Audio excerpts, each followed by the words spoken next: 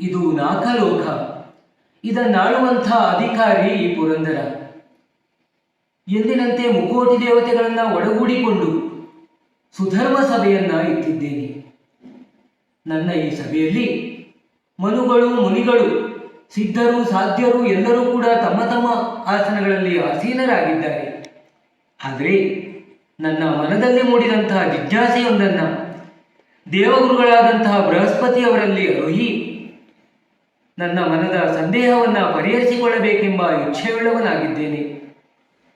ಗುರುಗಳು ಕೂಡ ಈ ಸಭೆಯಲ್ಲಿ ಉಪಸ್ಥಿತರಿದ್ದಾರಲ್ಲ, ಅವರಲ್ಲೇ ನನ್ನ ಸಮಸ್ಯೆಯನ್ನ ನಿವೇದಿಸಿಕೊಳ್ತೇನಂತೆ. ಗುರುವರ್ಯ. ಪುರಂದರ, ಆಶೀರ್ವದಿಸಿದ್ದೇನೆ. ಆಗಲಿ. ನೀನು ನೀಡಿದಂಥ ಯಥೋಚಿತವಾದಂಥ ಆತಿಥ್ಯವನ್ನು ಸ್ವೀಕರಿಸಿದ್ದೇನೆ.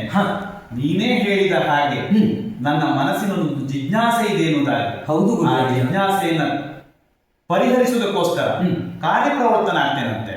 ಆಲಿಸಬೇಕು ಗುರುವರ್ಯ.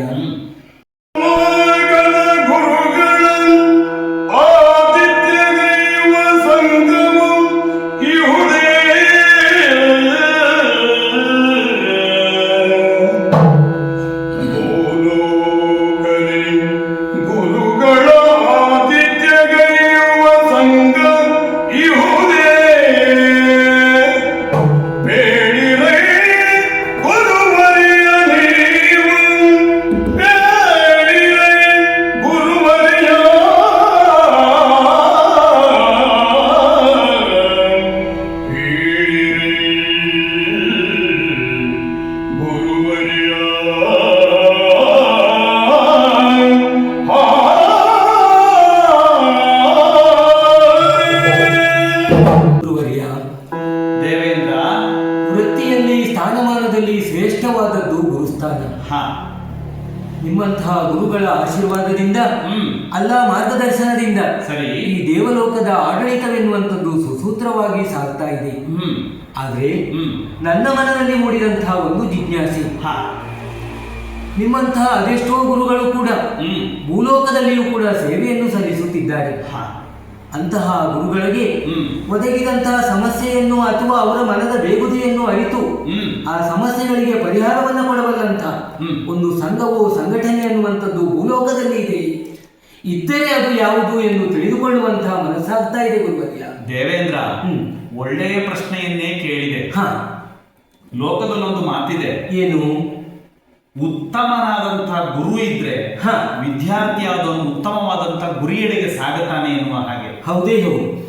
ಯಾಕೆ ಈ ಮಾತಾಡಿದೆ ಕೇಳಿದ್ರೆ, ಭೂಲೋಕದಲ್ಲಿಯೂ ಕೂಡ ಒಂದು ವಿಶೇಷವಾದಂತಹ ಒಂದು ಊರಿದೆ, ಕರಿಯ ಕಲ್ಲಿನ ನಾಡು.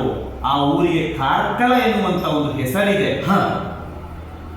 ಅಲ್ಲಿ ಶಿಕ್ಷಕರ ಬಳಗ ಎನ್ನುವಂಥದ್ದು ಅತ್ಯುತ್ತಮವಾಗಿ ಕಾರ್ಯವನ್ನು ನಿರ್ವಹಿಸ್ತಾ ಇದೆ. ಜೊತೆಗೆ ಆ ಶಿಕ್ಷಕರು ಆ ರೀತಿ ಕಾರ್ಯವನ್ನು ನಿರ್ವಹಿಸುವುದಕ್ಕೆ ಅಲ್ಲಿರುವಂತಹ ಸಂಘಟನೆಯೂ ಕೂಡ ಕಾರಣ ಆಗುತ್ತದೆ. ಆ ಸಂಘಟನೆ ವಿಶೇಷ ಏನು ಕೇಳಿದ್ರೆ ಗುರುಗಳೇ, ಒಂದು ಸಂಘವೋ ಸಂಘಟನೆಯೋ ಕಾರ್ಯನಿರ್ವಹಿಸಬೇಕು ಅಂತ ಆದ್ರೆ ಅದನ್ನ ಸಮರ್ಥವಾಗಿ ಮುನ್ನಡೆಸಬಲ್ಲಂತಹ ಒಬ್ಬ ನಾಯಕ ಬೇಕು. ಆ ನಾಯಕ ಯಾರು ಎನ್ನುವ ಹಾಗೆ ತಿಳಿದುಕೊಳ್ಳಬಹುದೇ? ಅದು ಕೂಡ ಒಳ್ಳೆಯ ಪ್ರಶ್ನೆಯನ್ನ ಕೇಳಿದೆ ದೇವೇಂದ್ರ. ಯಾಕೆ ಕೇಳಿದ್ರೆ, ಒಂದು ಸಂಘಟನೆ ಎನ್ನುವಂಥದ್ದು ಚೆನ್ನಾಗಿ ನಡೆಯಬೇಕು ಅಂತ ಆದ್ರೆ ಅದರ ಚುಕ್ಕಾಣಿ ಹಿಡಿದಂತಹ ಒಬ್ಬ ಶ್ರೇಷ್ಠನಾದಂತಹ ಚಾಣಾಕ್ಷಮತಿಯಾದಂತಹ ಒಬ್ಬ ನಾಯಕ ಬೇಕಾಗ್ತದೆ. ಆ ನಾಯಕ ಬೇರೆ ಯಾರು ಅಲ್ಲ, ಮತ್ತೆ ಶಿವಪುರದ ರಮಾನಂದ ಎನ್ನುವಂತಹ ಒಬ್ಬ ವ್ಯಕ್ತಿ ಆ ಶಿಕ್ಷಕರ ಸಂಘಟನೆಯನ್ನು ಬಹಳ ಚೆನ್ನಾಗಿ ನಡೆಸಿಕೊಂಡು ಹೋಗುತ್ತಾ ಇದ್ದಾರೆ. ಜೊತೆಗೆ ದಿನದ 24 ಗಂಟೆಯೂ ಕೂಡ ಶಿಕ್ಷಕರ ಯಾವುದೇ ಸಮಸ್ಯೆಗಳಿದ್ರೂ ಕೂಡ, ಅಹವಾಲುಗಳಿದ್ರೂ ಕೂಡ ಕ್ಷಿಪ್ರವಾಗಿ ಆ ಸಮಸ್ಯೆಗಳನ್ನ ಬಗೆಹರಿಸುವುದರತ್ತ ಅವರು ಗಮನವನ್ನ ಕೊಡ್ತಾ ಇದ್ದಾರೆ. ಗುರುವರ್ಯ, ಒಬ್ಬ ವ್ಯಕ್ತಿಯಿಂದ ಯಾವ ಸಾಧನೆಯನ್ನೂ ಮಾಡಲಿಕ್ಕೆ ಸಾಧ್ಯ ಇಲ್ಲ. 5 ಬೆರಳುಗಳು ಒಟ್ಟಾದಾಗ ಹೇಗೆ ಬಲ ಬರುತ್ತದೆಯೋ ಅದೇ ರೀತಿಯ ಸಂಘಟನೆಯ ಬಲ ಬರಬೇಕು ಅಂತಾದ್ರೆ ಕೇವಲ ನಾಯಕನೊಬ್ಬನಿಂದಲೇ ಸಾಧ್ಯವಿಲ್ವಲ್ಲ ದೇವೇಂದ್ರ. ಕೇವಲ ನಾಯಕನೊಬ್ಬನಿದ್ರೆ ಮಾತ್ರ ಸಂಘಟನೆ ಎನ್ನುವಂಥದ್ದು ಯಶಸ್ವಿ ಆಗುವುದಲ್ಲ. ಹೌದು. ಜೊತೆಗೆ ಅವರ ಜೊತೆ ಇರುವಂತಹ ತಂಡ, ಅವರ ತಂಡ ಸಾಧನೆ ಹೇಗಿದೆ ಗುರುವೇ? ಆ ತಂಡದ ಬಲ ಎನ್ನುವಂತಹದ್ದು ಕರಿಯ ಕಲ್ಲಿನ ನಾಡು ಕಾರ್ಕಳದಲ್ಲಿ ಶೈಕ್ಷಣಿಕವಾದಂತಹ ಪ್ರಗತಿಗೆ ಅದು ಕಾರಣ ಅಂತ ಹೇಳ್ತೇನೆ. ಓಹೋ, ಹಾಗೆ ದೇವೇಂದ್ರ, ಅವರ ತಂಡದ ಕಾರ್ಯವೈಖರಿಯ ಬಗ್ಗೆ ತಿಳಿದುಕೊಳ್ಳಬೇಕೆನ್ನುವಂತಹ ಕುತೂಹಲ ಮೂಡ್ತಾ ಇದೆ. ಹೇಳ್ಬಹುದೇ?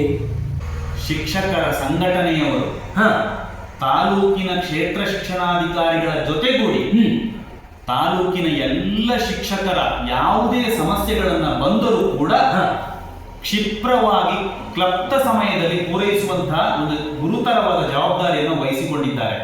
ಜೊತೆಗೆ ಕಾರ್ಯತತ್ಪರರಾಗಿದ್ದಾರೆ.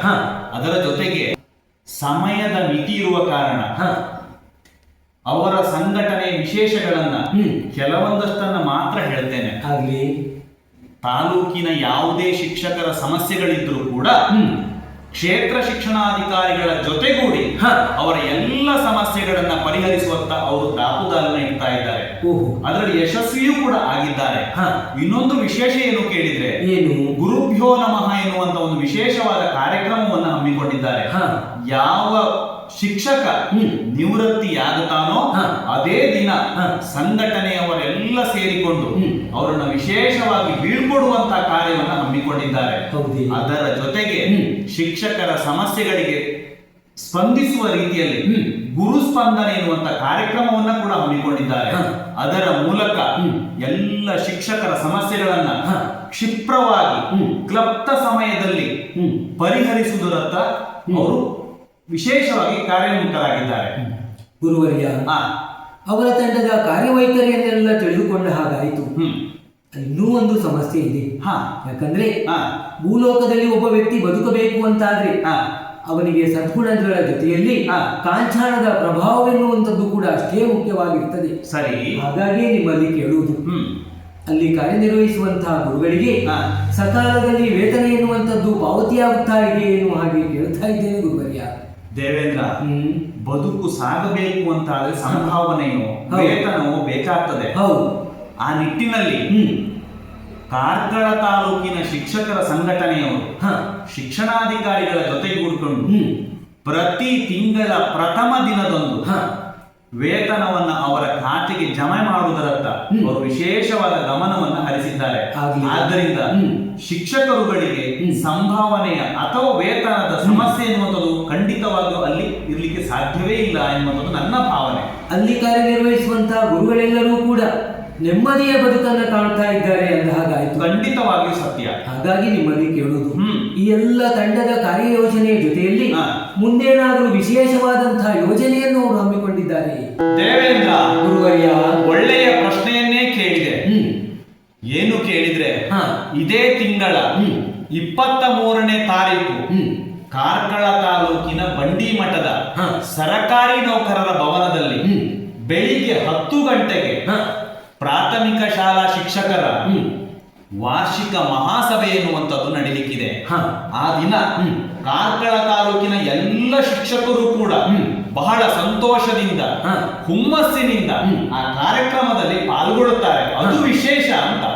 ಗುರುವರ್ಯ, ಇಂದಿನ ಈ ಸಭೆಯ ಮೂಲಕವಾಗಿ ನನ್ನ ಮನದಲ್ಲಿ ಮೂಡಿದಂತಹ ಜಿಜ್ಞಾಸೆಗೆ ಸೂಕ್ತವಾದಂತಹ ಪರಿಹಾರವನ್ನು ಕಂಡುಕೊಂಡಿದ್ದೇನೆ. ಹಾಗಾಗಿ ಮನಸ್ಸಿನಲ್ಲಿ ಒಂದು ರೀತಿಯ ಧನ್ಯತಾ ಭಾವನೆ ಎನ್ನುವುದು ಮೂಡುತ್ತಾ ಇದೆ.